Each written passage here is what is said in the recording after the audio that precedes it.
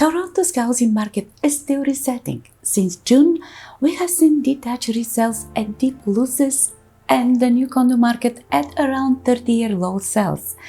And with TD now projecting condo prices 50 to 20% below the 2023 peak by year end, this fall is all about strategy, not hype.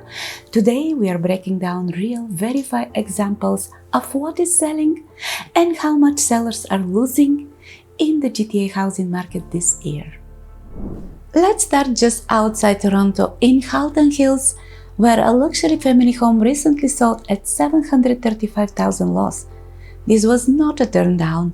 This was a turnkey 4-bedroom, 3.5-bathroom home set on over an acre of landscape property with high-end finishes, a finished basement, and access to top-ranked school and GO Transit. It was purchased in April 2022 for $2.6 million, right near the peak of the market. And in April 2025, it sold again for just $1,865,000. That's a $735,000 drop in one of the GTA most livable suburban areas. If this kind of home, move-in ready, beautifully kept, in a great neighborhood can lose that much, what does that say about the rest of the market? Now let's move to Toronto itself. In February 2025, a 3,800 square foot detached home on the eastern edge of Scarborough, originally purchased in 2022 for $3.3 million, resold for just $2,550,000. That's a $750,000 loss in just 3 years, or nearly 23% of its value gone. This was not some turn down or rare escape. This was a full-size in-city family home, and it still took a brutal markdown. A loss this deep in a Toronto postal code shows that no neighborhood and no price point is immune. Next, let's head back to Georgetown, also part of Halton Hills, where another family home told a similar story.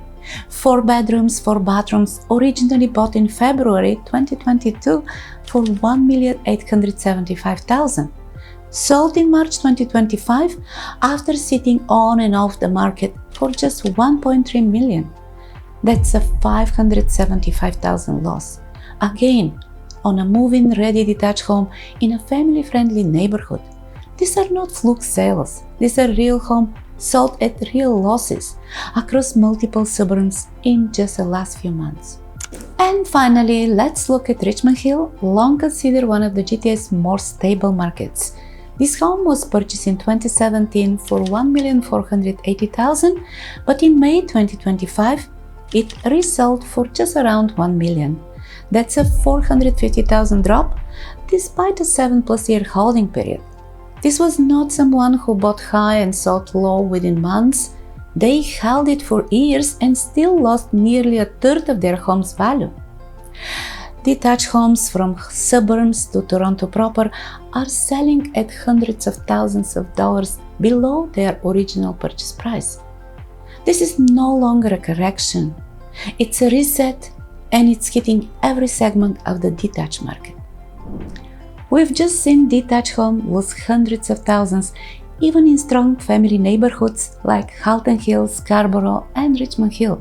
But the pain doesn't stop there. Now let's look at what's happening in the condo market, especially in downtown Toronto. Because even the so-called affordable units, the starter homes, the rentals, the investor favorites, are getting hit just as hard. Downtown Shoebox Unit 143,000 loss. This was a compact 1-bedroom condo located in downtown core. Originally bought in 2020 for $591,000, it recently sold in June 2025 for just $448,000. That's a $143,000 drop, or 24.2% loss on what many consider a safe entry-level purchase. These are the easy investment, the ones people thought could never go wrong. But in today's market, even the smallest unit in the best locations are bleeding equity. Now let's get to Midtown Toronto near Yonge and Eglinton, a neighborhood that just a few years ago was a gold mine for condo investors. In 2021, a buyer locked in a pre-construction unit just for over 1.1 million, expecting to flip it before closing. But in 2025, the same unit is worth just 875,000. He tried to assign the contract, no takers. His mortgage didn't get approved.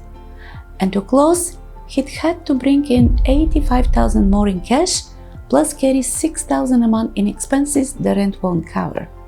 What was supposed to be a smart investment turned into a financial trap, and stories like this are becoming far too common. Another example, luxury condo unit at Whitfield, 190,000 loss. Even the high-end towers are not safe.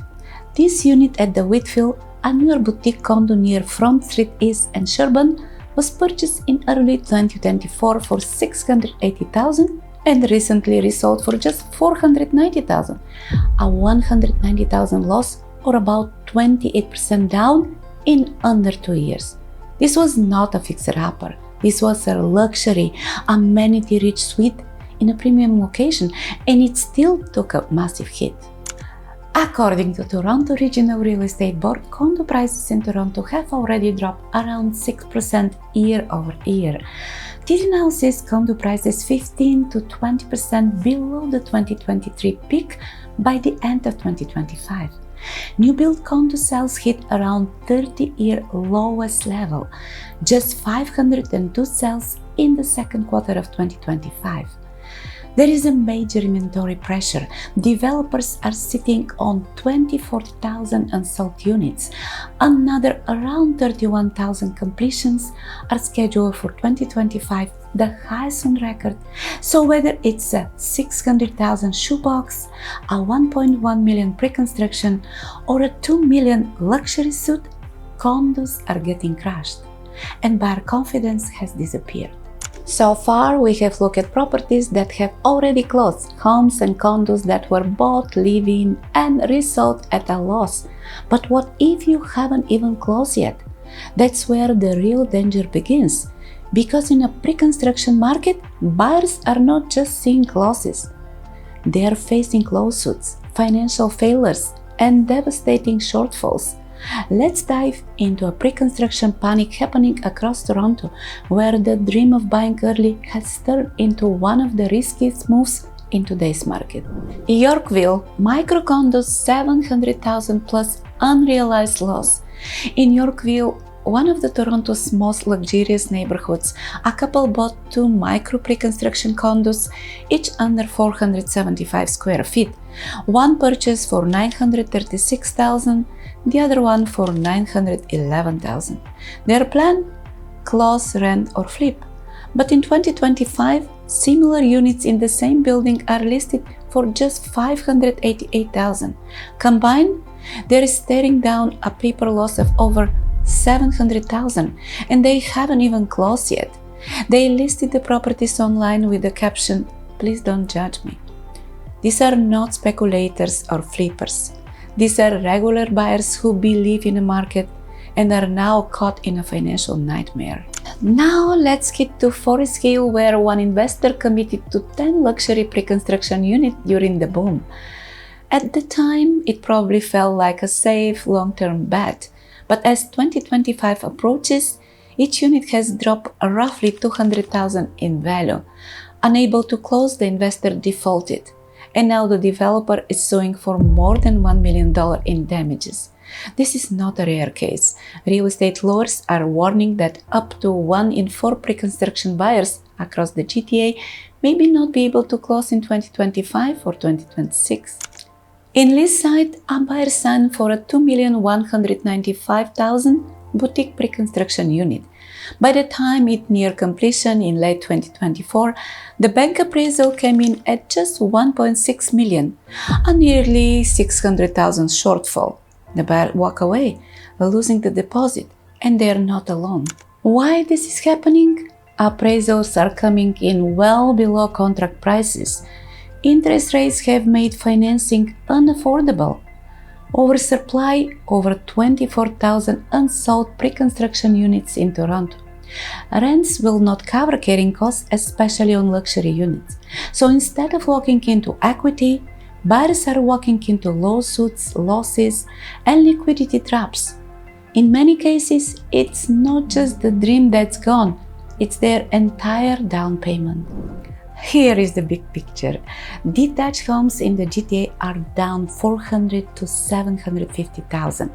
Condos in the core are down 20 to 30%.